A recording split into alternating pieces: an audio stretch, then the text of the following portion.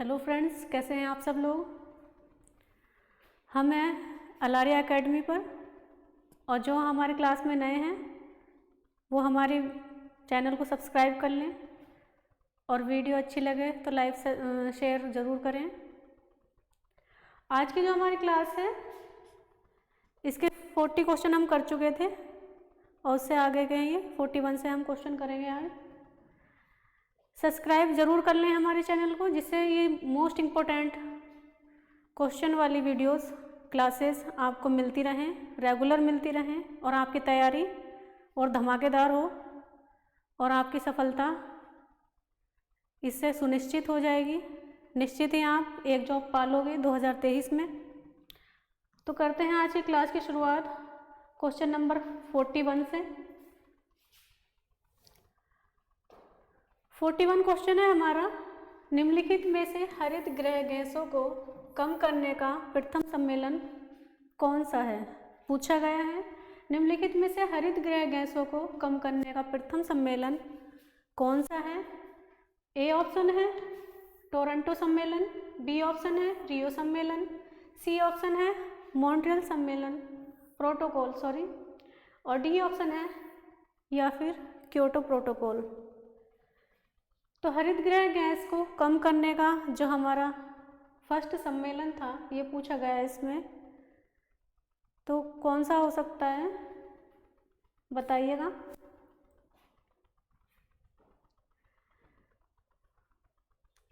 हमारा इसका जो सही आंसर है वो है डी ऑप्शन।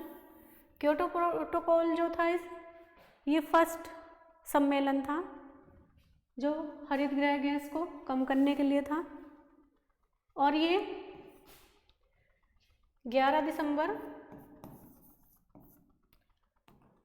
1997 में प्रभाव में आया। तो ऑप्शन हमारा इसका डी सही होगा। चलते हैं नेक्स्ट क्वेश्चन पर,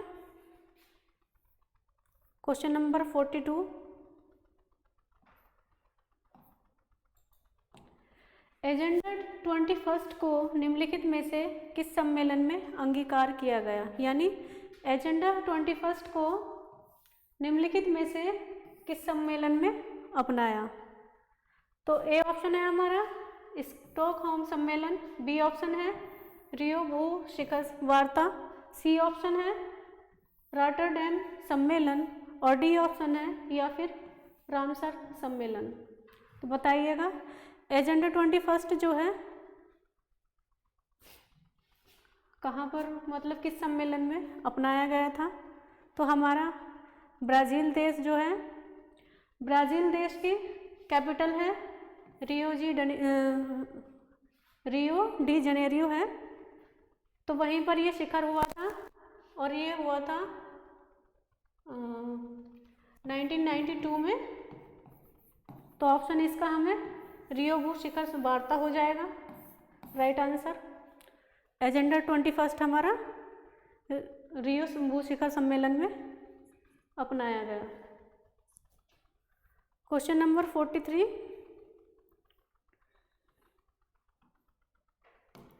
मृत और सड़नशील कार्बनिक पदार्थ का अकार्बनिक मृदा पुष्टिकारक में परिवर्तन होना इनके द्वारा है। पूछा गया है मृत और सड़नशील कार्बनिक पदार्थ का अकार्बनिक मृदा पुष्टिकारक में परिवर्तन होना किनके द्वारा है। ए ऑप्शन है उपभोक्ताओं, बी ऑप्शन है उत्पादकों, सी ऑप्शन है अपघटकों डिकम्पोजर्स और डी ऑप्शन है या फिर श्रेणीकरणीय प्रक्रियाएं। तो मृत और जो मतलब सड़े गले पदार्थ होते हैं इन्हें हमारे अपघटक सड़ा गलाकर सफाई करते हैं इनका भक्षण करके। तो ऑप्शन हमारा इसमें सी सही होगा। नेक्स्ट क्वेश्चन 44 है। प्रबाल भित्तियाँ, ऑप्शन है हमारे ए कोरल पॉलिप्स, बी रेडियोलेरियन पंख, सी डायटम पंख, डी या फिर कैल्शियम युक्त पंख। तो जो प्रबाल भित्तियाँ हैं वो किससे बनती हैं, इसका ये पूछा गया है। तो प्रवाल भित्तियाँ जो हैं वो हमारे कोरल पॉलिप्स की बनी होती हैं, यानी इन जो जीव होते हैं ये छोटे छोटे जो प्रवाल होते हैं इनकी ही चूने की खोल होती है, चूने पत्थर की खोल होती है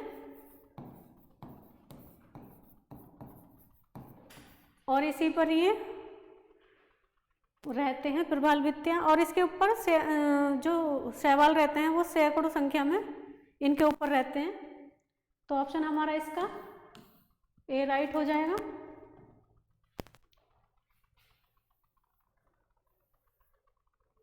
क्वेश्चन हमारा 45,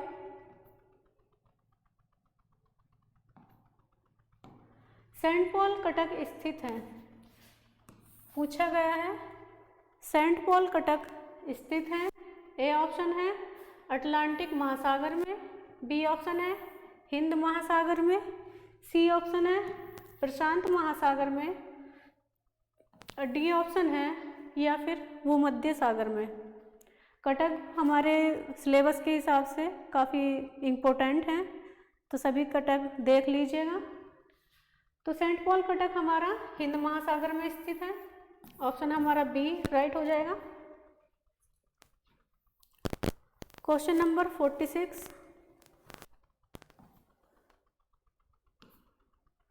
मानसून है।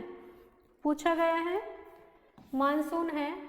ए ऑप्शन है हमारा मौसमी हवाएं, बी ऑप्शन है स्थायी हवाएं, सी ऑप्शन है अस्थायी हवाएं और डी ऑप्शन है या फिर पछुआ हवाएं। तो मानसून जो है आपने देखा हो, आपको पता भी होगा कि भारत में जो वर्षा होती है वो मानसून के द्वारा होती है और ये मानसूनी हवाएं के कारण भारत में प्रवेश करते हैं। ठीक है, तो आंसर हमारा इसका हो जाएगा मौसमी हवाएं। क्वेश्चन नंबर 47,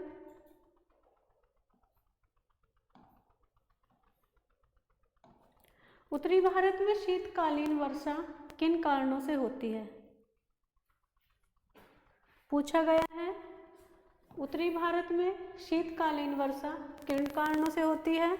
ए ऑप्शन है हमारा उत्तर पूर्वी मानसून, बी ऑप्शन है दक्षिणी पश्चिमी मानसून, सी ऑप्शन है लौटता हुआ मानसून, डी ऑप्शन है या फिर पश्चिम से आने वाले चक्रवात। तो उत्तरी भारत में जो शीतकालीन वर्षा होती है वो होती है हमारे पश्चिम से आने वाले चक्रवातों से या पश्चिमी विक्षोभ से। तो आंसर हमारा इसका डी राइट होगा, डी ऑप्शन राइट हो जाएगा। क्वेश्चन नंबर 48,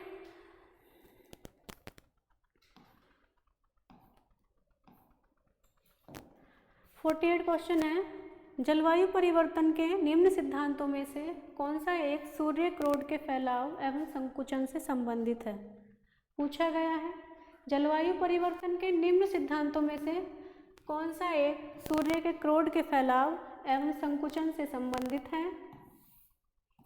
ऑप्शन है हमारे सिम्पसन का सिद्धांत, बी ऑप्शन है कार्बन डाई सिद्धांत, सी ऑप्शन है सौर किरणित ऊर्जा सिद्धांत और डी ऑप्शन है या फिर सौर कलंक सिद्धांत।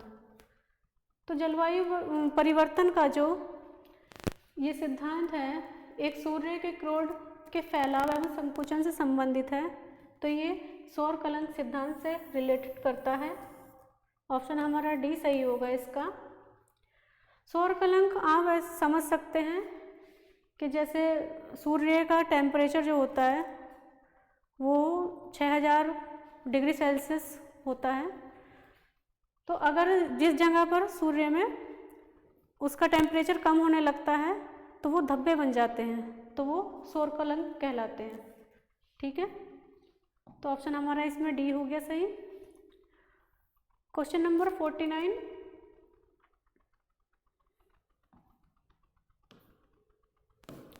निम्नलिखित में से कौन वर्ष का सबसे ज़्यादा सूर्यातप मार्च 21 एवं सितंबर 23 को प्राप्त करता है। पूछा गया है निम्नलिखित में कौन वर्ष का सबसे ज़्यादा सूर्यताप मार्च 21 एवं सितंबर 23 को प्राप्त करता है।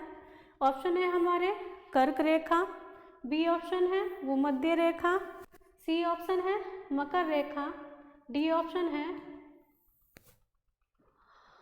उपयुक्त रेखा।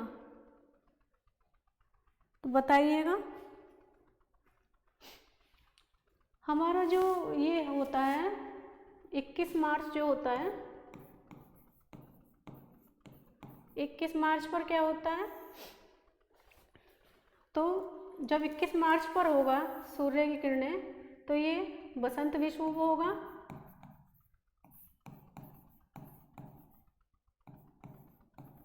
ठीक है, और फिर 21 जून पर होगा ये ग्रीष्म अयनांत होगा हमारा, ग्रीष्म अयनांत होता है यहाँ पर। फिर इसके बाद होता है हमारा शरद विषुव। शरद विषुव कब होता है हमारा, वो होगा 23 सितंबर को। और फिर इसके बाद होता है हमारा शीत अयनांत। शीत अयनांत होगा जो होता है 22 दिसंबर को, ये 22 दिसंबर को होगा। तो जब यहाँ पर होता है सूर्य तो वो होता है भूमध्य रेखा पर। ऑप्शन हमारा इसका बी सही होगा। भूमध्य रेखा पर ही 21 मार्च और 23 सितंबर को ये सर्वाधिक ताप यहाँ पर होता है। ठीक है, और 22 दिसंबर को होता है मकर रेखा पर। मकर रेखा पर हो जाएगा सर्वाधिक सूर्यताप। और 21 जून को होता है कर्क रेखा पर, जानते हैं आप। तो ऑप्शन हमारा इसका बी सही होगा, भूमध्य रेखा पर। चलते हैं अगले क्वेश्चन पर।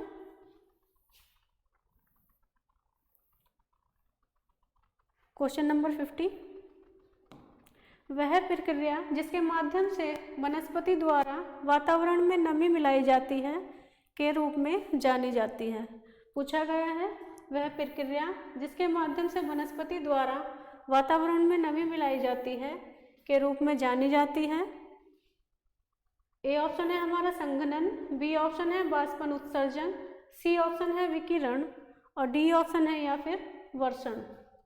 तो वह प्रक्रिया जिसके माध्यम से वनस्पति द्वारा वातावरण में नमी मिलाई जाती है वो होगा हमारा बाष्पन उत्सर्जन। ऑप्शन बी करेक्ट होगा। Question number 51।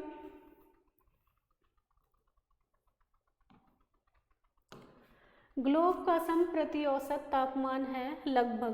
पूछा गया है ग्लोब का संप्रति औसत तापमान है लगभग। ए ऑप्शन है हमारा 80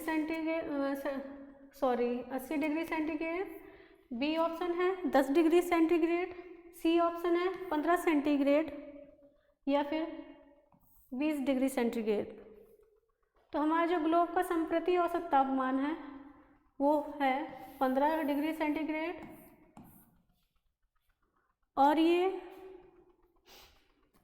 अब ग्लोबल वार्मिंग के कारण बढ़ने भी लगा है। ठीक है, क्वेश्चन नंबर 52।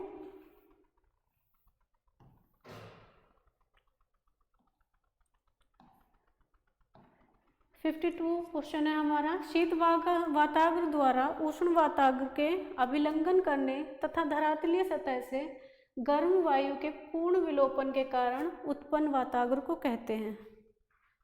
पूछा गया है शीत वाताग्र द्वारा उष्ण वाताग्र के अभिलंघन करने तथा धरातलीय सतह से गर्म वायु के पूर्ण विलोपन के कारण उत्पन्न वाताग्र जो होता है उसे क्या कहते हैं।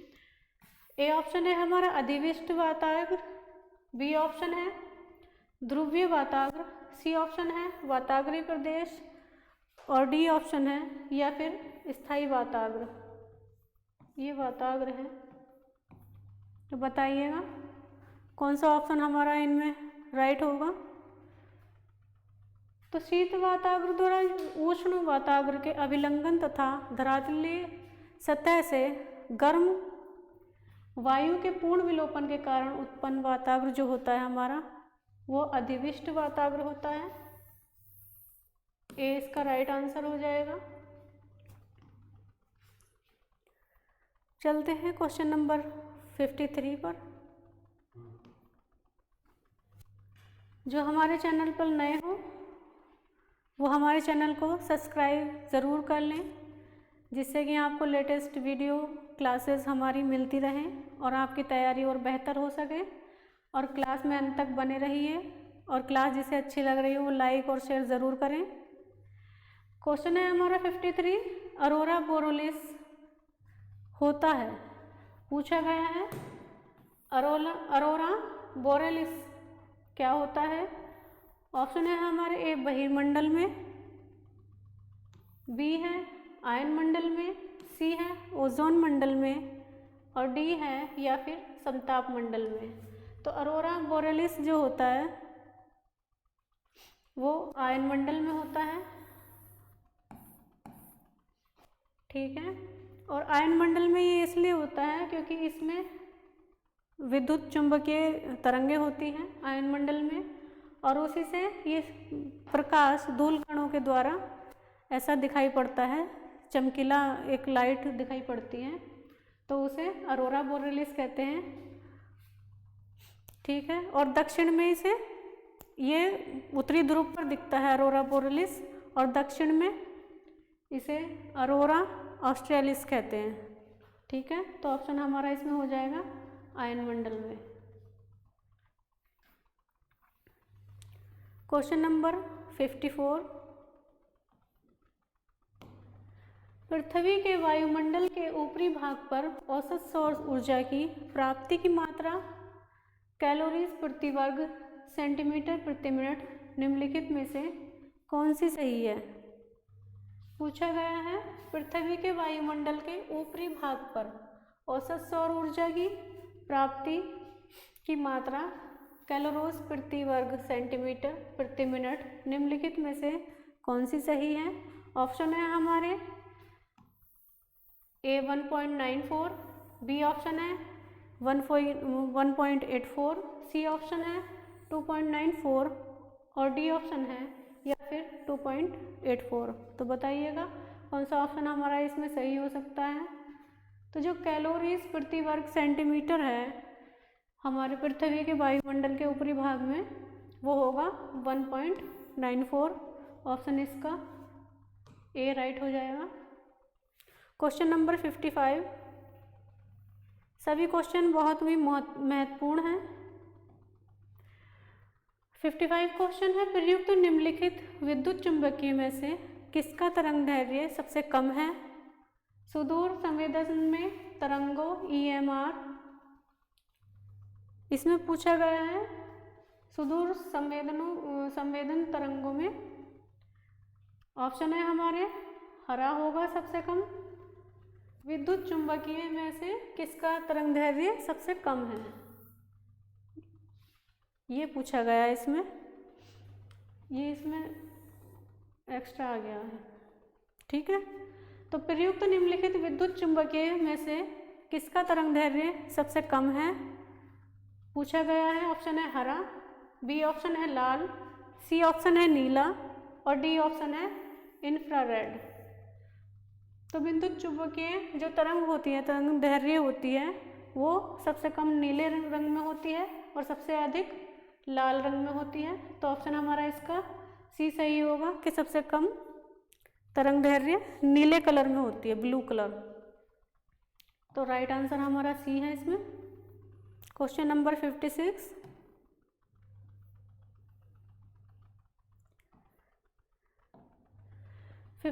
क्वेश्चन है, विभ्रंश घाटी में होकर प्रवाहित होने वाली नदी है। पूछा गया है विभ्रंश घाटी में होकर प्रवाहित होने वाली नदी कौन सी है। ए ऑप्शन है हमारा मिसिसिपी नदी, बी ऑप्शन है ब्रह्मपुत्र नदी, सी ऑप्शन है जॉर्डन नदी, डी ऑप्शन है या फिर यांगत्से यांग नदी। तो बताइएगा कौन सा ऑप्शन हमारा सही होगा इसमें। तो ये जो मिसिसिपी, ब्रह्मपुत्र और यांग नदियाँ हैं, ये अपना खुद ही मार्ग बनाती हैं, खुद मतलब प्रभावित होती है एक तरह से, विभ्रंश घाटी से नहीं होती। लेकिन जॉर्डन नदी जो हमारी है वो एक विभ्रंश घाटी से बहती है। तो ऑप्शन हमारा इसका सी राइट हो जाएगा।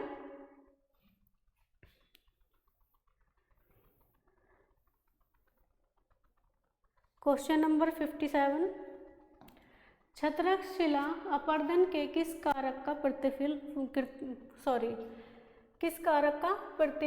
होता है। क्वेश्चन क्या कह रहा है, छत्रक शिला अपर्दन के किस कारक का प्रतिफल होता है। ऑप्शन है हिमनद, बी ऑप्शन है नदी, सी ऑप्शन है पवन और डी ऑप्शन है या फिर समुद्री लहर। ये जो छत्रक शिला होती है इसे कहते हैं मशरूम रॉक कहते हैं इसको। और ये किसके द्वारा बनती है, किसका प्रतिफल है, बता सकता है कोई। तो ये हमारा विंड के कारण बनती है, पवन के कारण बनती है, एक अपर्दनात्मक आकृति है ये। तो आंसर हमारा इसमें सी हो जाएगा। लाइक करते रहिए हमारी क्लास को, ठीक है, और शेयर भी करते रहिएगा। 58 क्वेश्चन है हमारा, भूदृश्य संरचना प्रक्रम एवं अवस्था का परिणाम है, यह कथन किसका है। पूछा गया है भूदृश्य संरचना प्रक्रम एवं अवस्था का परिणाम है, यह किसका कथन है। ए ऑप्शन है हमारा पैंक का, बी ऑप्शन है डेविस का, सी ऑप्शन है हट्टन का और डी ऑप्शन है या फिर होम्स का। तो भूदृश्य संरचना प्रक्रम एवं अवस्था का प्रतिफल है, ये हमारा जो दिया है स्टेटमेंट ये डेविस का है और इसी को इन्होंने भौगोलिक चक्र बताया है, भौगोलिक चक्र बताया है। काफ़ी बार रिपीट हो चुका है ये क्वेश्चन एग्जाम्स में। तो ऑप्शन हमारा इसमें डेविस सही हो जाएंगे। क्वेश्चन नंबर 59,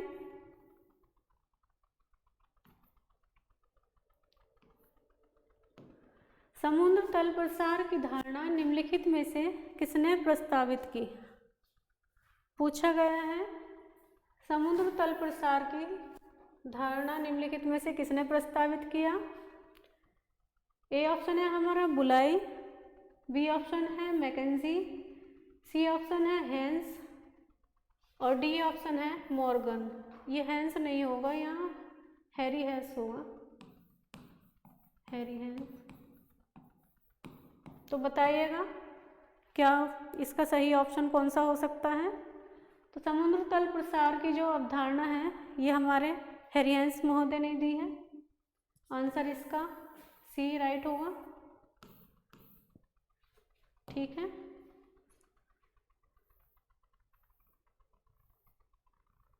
लास्ट क्वेश्चन है हमारा, मैग्मा जो पृथ्वी की सतह तक पहुंचती है और फिर ठोस हो जाती है कहलाती है। पूछा गया है मैग्मा जो पृथ्वी की सतह तक पहुंचती है और फिर ठोस हो जाती है तो वो क्या कहलाएगी।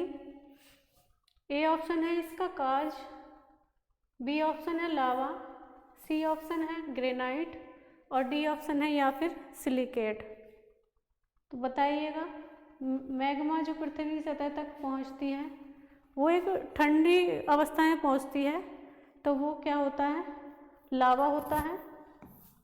और लावा भी दो प्रकार का होता है, एक गाढ़े टाइप का होता है और एक पतले टाइप का होता है। जो गाढ़े टाइप का होता है उसमें सिलिकेट जो होता है वो ज़्यादा पाया जाता है और पतला टाइप का जो होता है उसमें सिलिकॉन की मात्रा कम पाई जाती है, ठीक है। तो आज की क्लास हमारी यहीं तक थी। हमारी क्लास को लाइक एंड शेयर ज़रूर करें और सब्सक्राइब ज़रूर कर लें, जैसे लेटेस्ट क्लासेस आपको मिलती रहें। Thank you.